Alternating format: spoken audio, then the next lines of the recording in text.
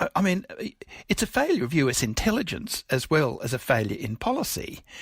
And we're seeing right now that US intelligence could not forecast the speed with which the Afghan government would collapse, for example. One for Mum, one for Dad, and one for the country. And there has never been a more exciting time to be an Australian. Budgets are about choices, Fran, and you show what you value through the choices you make. Dead, buried, cremated. This is coal. Don't be afraid. Don't be scared. The Treasurer. Australia's basically done for. We'll just end up being a third-rate economy. You know, a banana republic. How good is Australia? Just follow the money. G'day and welcome to Follow the Money, the Australia Institute's podcast demystifying the big economic issues in Australia and putting them in plain English. I'm Ebony Bennett, Deputy Director at the Australia Institute, and today we're going to talk about Afghanistan. We begin tonight with the stunning collapse in Afghanistan. Taliban is now effectively in control, including in the capital. So, again, those pictures from earlier of Taliban fighters behind the desk of the presidential palace. It was sweeping and swift, taking a little more than a week to seize several large cities. Taliban prisoners were freed from jails. Chaotic scenes at Kabul airport as desperate Afghans tried to flee the country following the Taliban's takeover yesterday. Thousands of Afghans desperate to get out, some seen chasing a U.S. military plane, a C-17, as it was taxiing for takeoff, climbing onto the plane. At Kabul airport, there was a stampede for planes.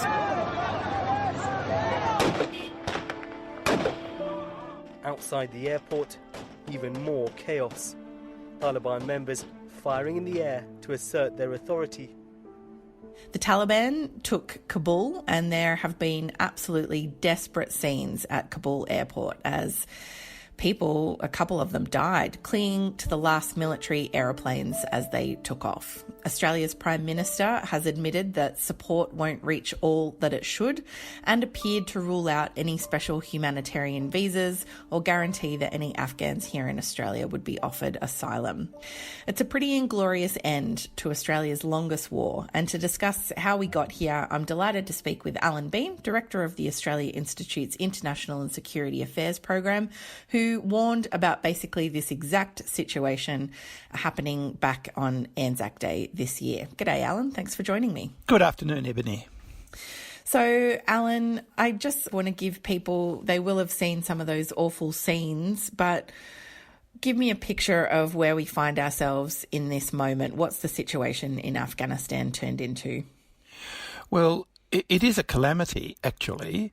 What we've had is effectively a capitulation by the United States, and in the immediate aftermath of that, a capitulation by the Ashraf Ghani government, with the Prime Minister, Ghani, leaving Afghanistan and going to Tashkent. And obviously there is no government in place now except for the Taliban, who are rocketing into Kabul and taking the city over. One hears that there are some sorts of negotiations going on with Abdullah and with the former Prime Minister Karzai, but exactly what those negotiations are about and what sort of a government is going to be formed, that's all up in the air, and we won't know, I think, for a bit of a while yet until the situation on the ground does settle down. And in the meantime, as I said, we've seen those desperate scenes at the airport. There's other reports that women have virtually disappeared from the streets overnight, worried about what will happen to them if they're out and about, perhaps without a burqa. What's the situation like for the people of Afghanistan at the moment? That's quite difficult to read, because one of the reasons for the collapse of the government is that the people of Afghanistan had no confidence in the government. At the last election, for example, I think fewer than 2 million Afghanis came out and voted. So they simply have been sitting on their hands waiting to see what happened so that they could make their choices once they knew who actually was going to govern the country. So although there will be evidently a return to the sorts of controls that the Taliban had in place previously, particularly the controls over women, women's dress, and the availability of educational services to women. I think a lot of Afghan people will be simply waiting to see what happens and then making their choices. It's a terrible position for them to be in, though, because there is so much uncertainty surrounding them and a lot of uncertainty surrounding anybody who is connected with either the Karzai or the Ghani governments. So uncertainty, a lot of fear about the future, but they'd be sitting quite still waiting to see what happened. Waiting to see what shakes out. And Allan, a lot of the commentary in Australia has focused on the former interpreters and other people who assisted the coalition forces, particularly Australia, obviously, while we were there in Afghanistan for 20 years odd. And soldiers, many people have been warning the government for months that this was a bit of a desperate situation that required attention, but it seems too little, too late in the end. Well, that certainly is how it looks. The idea that the collapse of the government came so quickly and that we would simply sit on our hands until something else happened, which is what the government has decided to do, means that the aircraft that I think have left Australia are on their way to the Emirates, and they will just sit there for a while waiting to see whether or not they're able to get into the airport at Kabul. And if they can't, they will simply have to return to Australia. All of those people, and there would be many, many of them over a period of 20 years who have been associated with either the embassy or with the Australian Defence Force, will simply be left high and dry. They're very, very vulnerable, and it is entirely possible that there could be retribution, most particularly for those who worked for the Australian Army in Uruzgan province and in Kandahar. Australia need to increase the numbers of the humanitarian visas, as the United States, Canada and some of the other European countries have announced. We've had from April till now to think about what we were going to do, and here we are now at the 11th hour, caught short, leaving behind a lot of people who helped us, and I think just God help them. God help them. It's kind of been heartbreaking to watch soldiers kind of pleading on behalf of their Afghan counterparts, people that they've obviously worked quite closely with, and really see not much of a response from government, kind of just assurances that they had it all under control, and turns out they didn't. That's correct. I know quite a number of people who've served in Afghanistan. Something like 26,000 Australians have served in Afghanistan over the last 20 years. And the vast, vast majority of those people are decent, upstanding, well-intentioned, well-meaning people who really do care about the people who were working for them. We've seen veterans burning their medals in disgust at not having appropriate Australian government responses to the problem in Kabul and in the outlying provinces, because you've got to remember they've fallen already. So what we have left behind us is too little, too late, and it is just cold indifference, a shocking, shocking reflection on Australia, in my opinion. Yeah, and just to stay with Australia's response to this crisis that we find ourselves in at the moment, or that Afghanistan, finds itself in at the moment, the Prime Minister, I was quite shocked today. I shouldn't be, but I still am. He was asked by reporters, So why don't we allow those on temporary visas in Australia to apply for permanent residency and finally become Australian? would he be offering additional humanitarian visas given the situation there? Could he offer guarantees to Afghans who are on temporary visas here in Australia given the situation? We have no plans to be returning people back to those places where there's such terrible, terrible unrest, and they'll be able to remain here under those circumstances, under the visas they're currently on. That's a question. And he couldn't really offer anything, and any support that was offered was qualified, that they'll be fine at this moment, or for now, not really any strong guarantees. Does that surprise you, or about par for the course? Well, I've given up commenting on the actions of the government. there's not much to comment on. It is extraordinarily disappointing, though, that we can't demonstrate a measure of compassion towards these people, both the ones who are in Australia now on bridging visas and those who are waiting to get out of Afghanistan. We're repeating what we did in 1975, that when Saigon collapsed, and it collapsed pretty quickly. I think people will remember the images of helicopters taking off from the roofs of buildings and then being bundled off into the sea, in the South China Sea, as they landed on aircraft carriers. We've got something similar to that running at the moment. We don't have the helicopters, of course, going off buildings, but we have thousands of desperate people trying to get out at the airport. They will not be able to get out, and they'll simply have to return to their homes. They'll be identified, and they're in danger.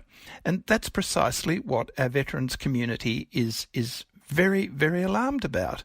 So I would expect there'll be a bit of pushback around this, and I would expect that many in the veterans community will pressure the government to do the right thing. After all, the instincts of the veterans is the beacon that the government should be following. Once again, I think there's been an abject failure of responsibility by Mr Morrison. All the Afghan citizens who are currently in Australia on a temporary visa will be supported by the Australian government, and no Afghan visa holder will be asked to return to Afghanistan at this stage.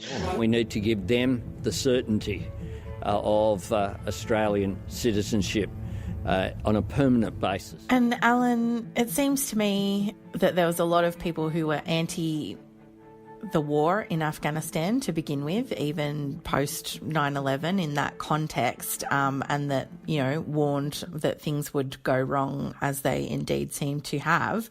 But can you just take us back to when we did go to war in Afghanistan? It was in that post 9/11 period. It was supposed to be to root out Osama bin Laden. But what were the overall reasons why we went to war in the first place, if you can remind us? It's reasonably complicated, Ebony, because at one level there was a very, very strong desire amongst the American polity for revenge, really. That 9/11 was a very, very shocking event for most Americans, to see a direct attack on American soil with around 3,000 people killed virtually in an hour. And I think that there was this sort of very, very strong pressure for retribution. So the argument was put that Afghanistan had to be denied to Al-Qaeda as a training ground for terrorism. And that actually was an enormous thing to say, because Al-Qaeda was capable of training terrorists in a host of other places, most particularly across the bottom end of the Middle East, in the Emirates, in Pakistan most certainly, and as we now know, they were able to do it in Iraq, in Syria, in a whole lot of places. And it rested on the assumption that terrorism could be defeated by military force. And that, I think, was the fundamental mistake in the whole of the enterprise. Back in 2001, I was opposed to that war, and I published in The Australian at the time, saying that not only did we have no strategic interests at stake, but more importantly, we simply could not defeat terrorism by the use of military force, because terrorism is a political movement, not a military one. Yeah. So from the beginning, the whole enterprise, I think, was doomed, because it was the wrong way to go about addressing terrorism, which has to be addressed through very, very detailed negotiation and the full application of the law, the criminal code in particular. And I might just say, for anybody who's listening, I've got a bit of form here. I spent 4 years running the Australian National Counter-Terrorism Arrangements, and that was deeply premised on dealing with it as a crime and dealing with it through the force of the law, not using military force. So, as I say, the enterprise was really in trouble from the very beginning, and it is hardly a surprise, I think, that it has ended dismally in the way that it has. As I said, effectively a capitulation. Yeah, and you've said basically that there was no overarching strategy from the beginning because preventing terrorism is quite vague, actually. Well, people might remember the images of American bombers blasting huge craters in the Bora Mountains, thinking that they were going to, somehow or other, get Osama bin Laden, when he was already in Abbottabad down in Pakistan. I mean, it's a failure of US intelligence as well as a failure in policy. And we're seeing right now that US intelligence could not forecast the speed with which the Afghan government would collapse, for example. They've been telling Congress for at least 10 years that all of the training and support they've given to the US military has been really terrific, and that the Afghan Self-Defense Force was just fabulous and really well trained by the Americans, and that they'll be able to hold and support the government.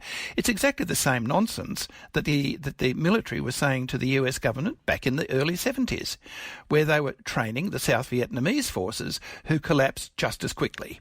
I mean, what was the evaluation of the training like? It looks as though it was pretty poor, doesn't it? What was the quality of the intelligence? Well, that looks pretty poor. What was the quality of the policy? Well, there was none there to speak of. The whole thing is just a sort of an intelligence and policy disaster. So what's happened? Afghanistan political leaders gave up and fled the country. The Afghan military collapsed, sometime without trying to fight. If anything, the developments of the past week reinforced that ending U.S. military involvement in Afghanistan now was the right decision. I mentioned in the introduction it's Australia's longest war. I mean, we've been there for 20 years and it all seems to have collapsed in a day, more or less. Well, it's been collapsing really since the talks began last year, the talks under the then Secretary Pompeo, and it looks as though all that the Americans were seeking to do was to get out. There were to be no sort of quids pro quo or anything like that. It was just to facilitate the withdrawal of the United States, and people again might recall that Kissinger all those years ago called the withdrawal of the United States from Vietnam peace with honour. Well, there wasn't much peace and there was even less honour. And so we're seeing that run again. As I say, this is a disaster for the United States, and it's certainly a disaster for us because we've got nothing out of it whatsoever, except 40-odd young Australians killed. Yeah.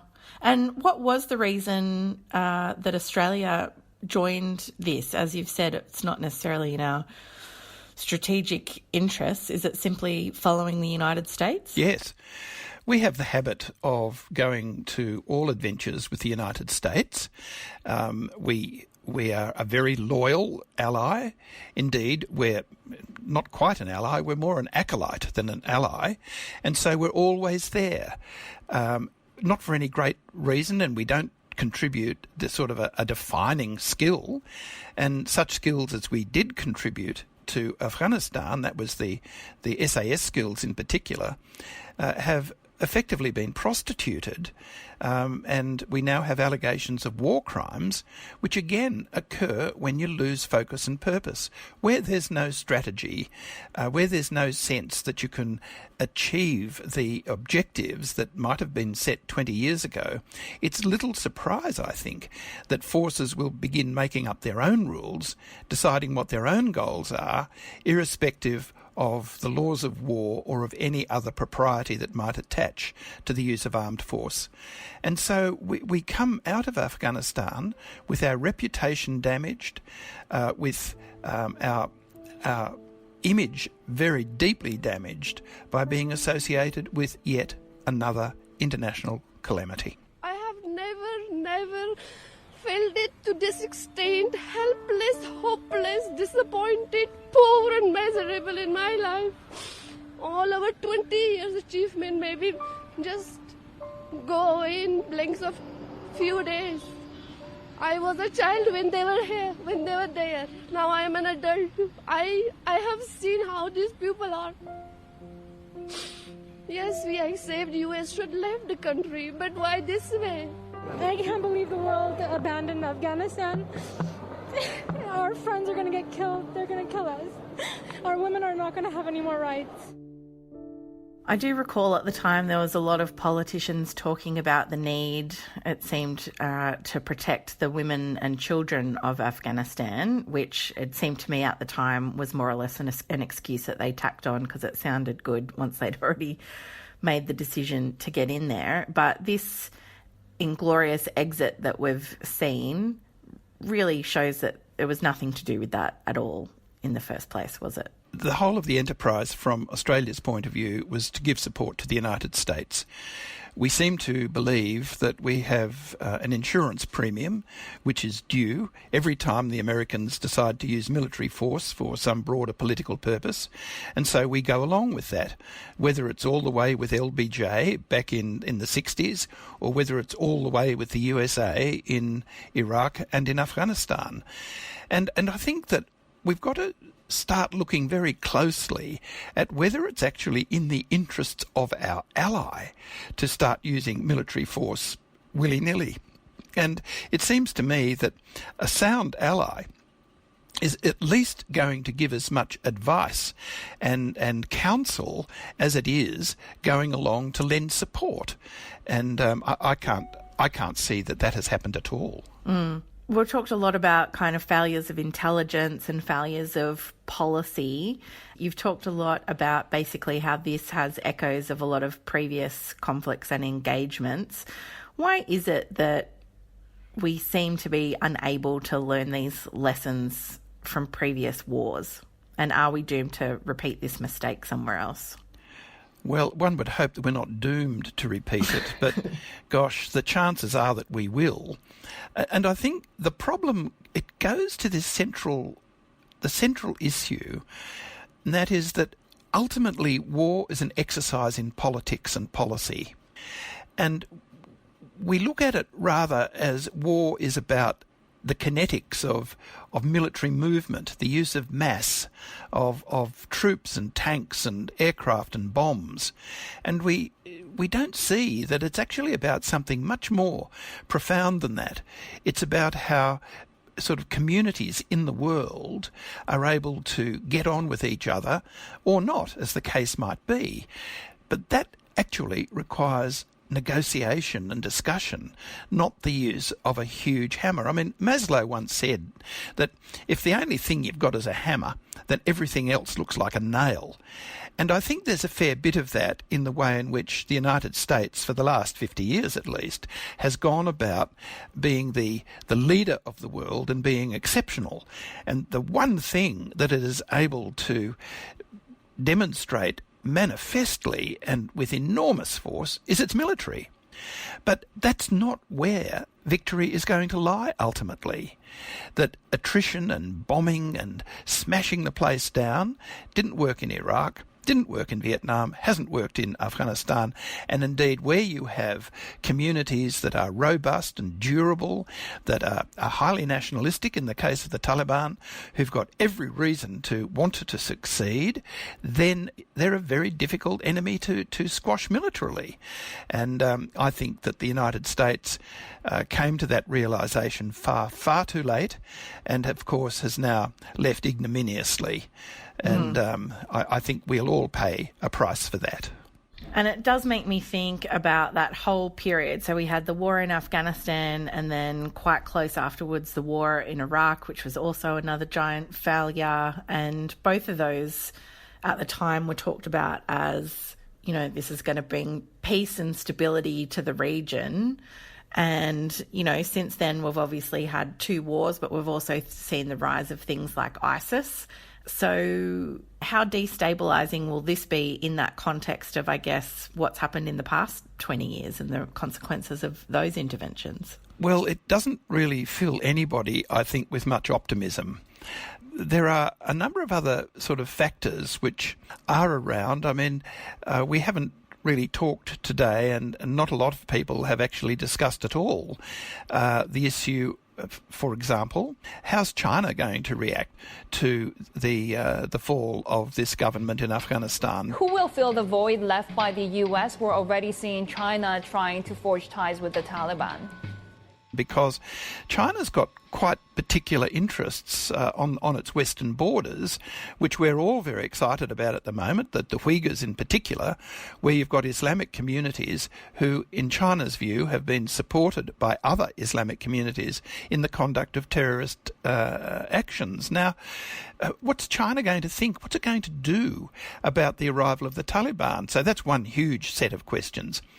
The next set of questions is, what's Pakistan going to do? Because Pakistan has ridden a bucking bronco, in my view. It's managed to stay more or less on its back. But this time, the Taliban have got a victory, and they're not going to be under the thumb of Pakistan.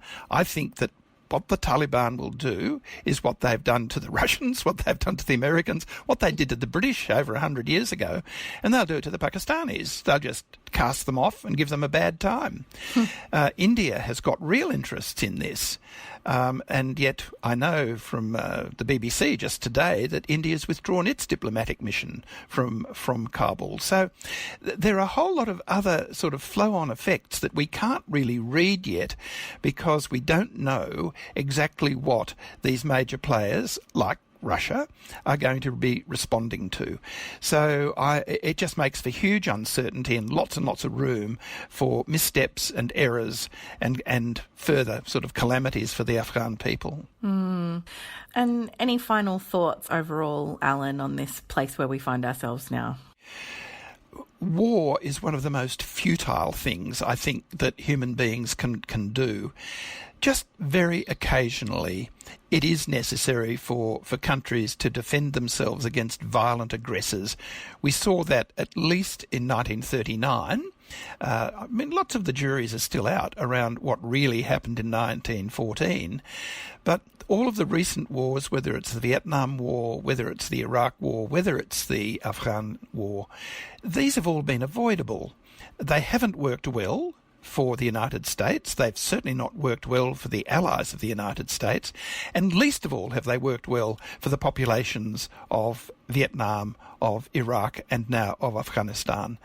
So I think what we should all learn from this is that war in the defence of the nation is a last resort and sometimes necessary.